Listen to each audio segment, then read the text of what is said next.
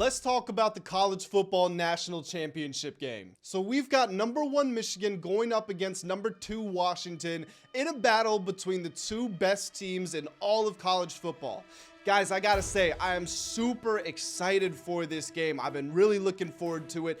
Both the semifinals were tremendously enjoyable, and I think that we are about to get a great game right here. Now, just evaluating these teams and sort of rehashing what everybody knows already, Michigan allowed the fewest points and the fewest yards per game in the country. Maybe they didn't play the toughest schedule in the world, but they have beaten Ohio State and they have beaten Alabama and Penn State in Happy Valley. So those are some pretty good wins for them. Meanwhile, Washington, they're 6-0 against the top 25. They are 8-0 in one-score games, and their last 9 games have all been within 10 points. So you know that they are comfortable playing in those nip and tuck sort of games. Michigan wants to run the ball. They are absolutely awesome on the defensive line and the offensive line. They want to be able to control the tempo, convert on third downs, convert in the red zone, lots of runs, lots of red zone touchdowns, that sort of thing. Meanwhile, Washington is ultra explosive. They've got a pro-style offense. Michael Penix Jr. looking like a top 5 pick.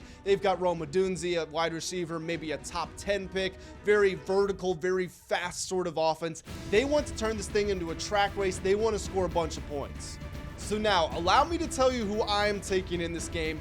I'm going with the upset. I'm going with the Washington Huskies. We had the Georgia Bulldogs for the last 2 years. Now we got the Dogs from Washington this year. I think they go in and they win this game. Now let me say, if you want to be safe here, the safer bet is the +4.5 for Washington. And honestly, you know, it's my job to be responsible and keep all you guys well informed. And I'm not supposed to say that there are locks in sports betting, but for me, this is about as close to a lock as you'll find in a national championship game.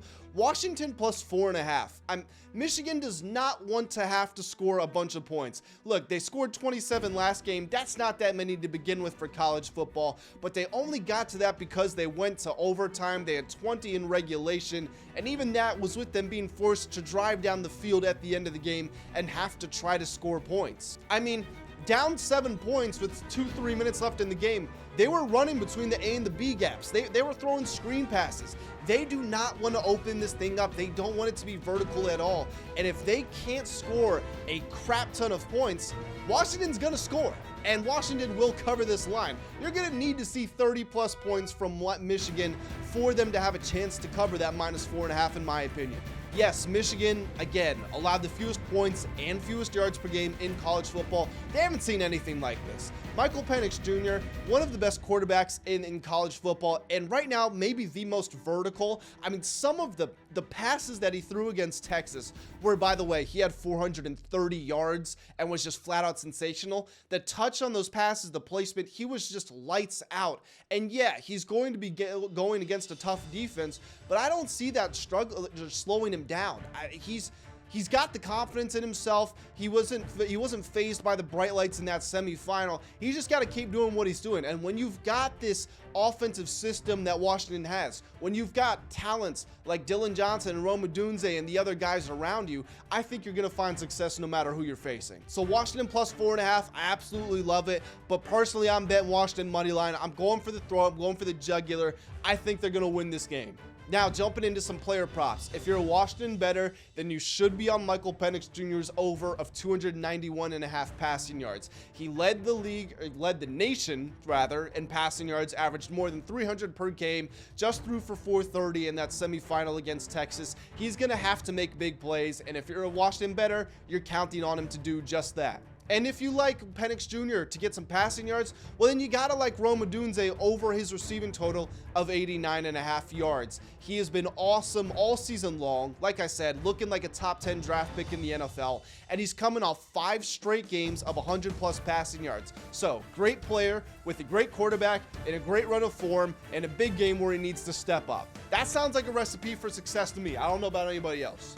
I know that a lot of people are gonna be on Blake Corum's over, but I do want to send out a word of warning. So Corum is awesome, led the nation in touchdowns, set a Michigan program record with 25 touchdowns, but his rushing line is 101.5 yards, and he only went over 100 yards twice this entire season.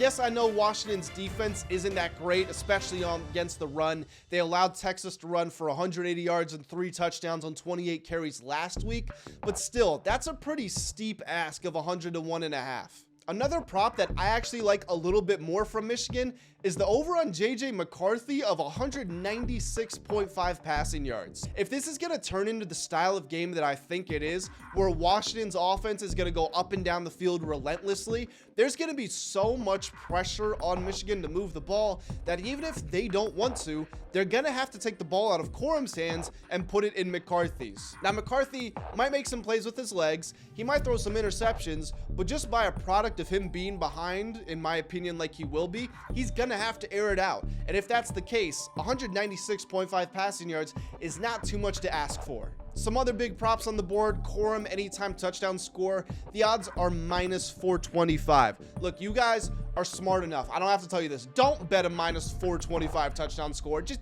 do not do it. Under no circumstances should you ever bet a minus 425 touchdown score. Again, guys, I don't know what it is. I'm just really confident in this Washington team. Maybe from the first player on the roster to the last player on the roster, they're not as overall talented as Michigan, but I just think they match up well. And one thing I also haven't mentioned so far is that Michigan was great at stopping Jalen Milroe and the Alabama offense because they were able to collapse the pocket.